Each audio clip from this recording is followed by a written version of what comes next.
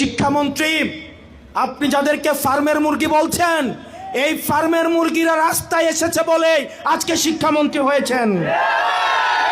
এই ফার্মের মুরগিরা রাস্তায় নেমে এসেছে বলেই শিলং থেকে এসে সংবিধান বিশেষজ্ঞ হয়েছে। এই ফার্মের মুরগিরা রাস্তায় এসেছে বলেই আজকে লন্ডন থেকে এসে বাংলাদেশের প্রধানমন্ত্রিত্ব করছে। আমাদের একজন শিক্ষামন্ত্রী আমরা পেয়েছি, স্ট্যান্ডবাজিতে উস্তাদ এবং টেন্ডারবাজিতে উস্তাদ। ক্যামেরা স্ট্যান্ডবাজি, পিয়ার স্ট্যান্ড। মাননীয় শিক্ষামন্ত্রী সব জায়গায় গিয়ে বলে নকল আর চলবে না।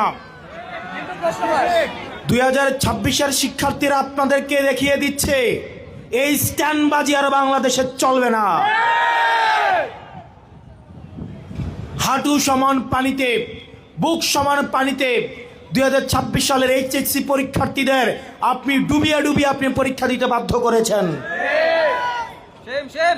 এবং একটা পরীক্ষার প্রশ্ন আপনি প্রণয়ন করেছেন। আপনি পরীক্ষার প্রশ্নের মধ্যে 2টা সৃজনশীলে আপনি ভুল দিয়ে রেখেছেন। একটা পরীক্ষার্থীর তখন মানসিক অবস্থা কি ধরনের হয় একবার চিন্তা করেন। সে যখন দেখে প্রশ্নপত্রে ভুল, সে যখন নিজে চেষ্টা করে পরীক্ষায় উত্তর মিলানো, পরীক্ষা দিয়ে এসে হয়তো বুঝতে পারে প্রশ্নপত্রে ভুল, সে যখন উত্তর মিলাতে পারে না, তখন পরীক্ষার মধ্যে কি ধরনের মানসিক অবস্থা তৈরি হয় একবার চিন্তা করেন।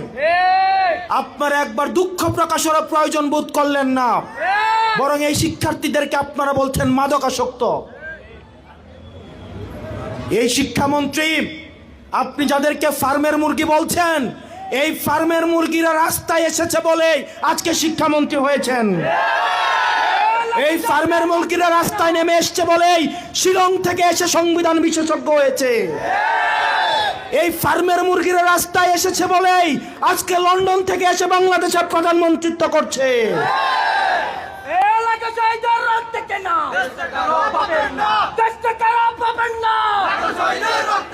শিক্ষামন্ত্রীকে বলবো, শিক্ষার্থীরা গিনিপিগ নয়। শিক্ষার্থীদেরকে নিয়ে এক্সপেরিমেন্ট বন্ধ করুন।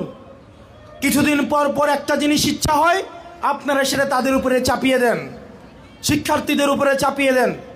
এই শিক্ষার্থীদের আপনাদের এক্সপেরিমেন্টাল টুল না, যে যখন ইচ্ছে তাদেরকে নিয়ে এক্সপেরিমেন্ট করবেন, এক্সপেরিমেন্ট ফেল করলে আবার সে এক্সপেরিমেন্ট তুলে নেবেন। কারণ আপনাদের সন্তানরা দেশে পড়াশোনা করে না, আপনাদের সন্তানরে আপনারা বিদেশে রেখে পড়াশোনা করান। পরের সন্তানদেরকে রাস্তায় রেখে রাজনীতি করাবেন, পরের সন্তানের ভবিষ্যৎকে নষ্ট করবেন, পরের সন্তানদেরকে নিয়ে এক্সপেরিমেন্ট করবেন। এই বাংলাদেশ নিয়ে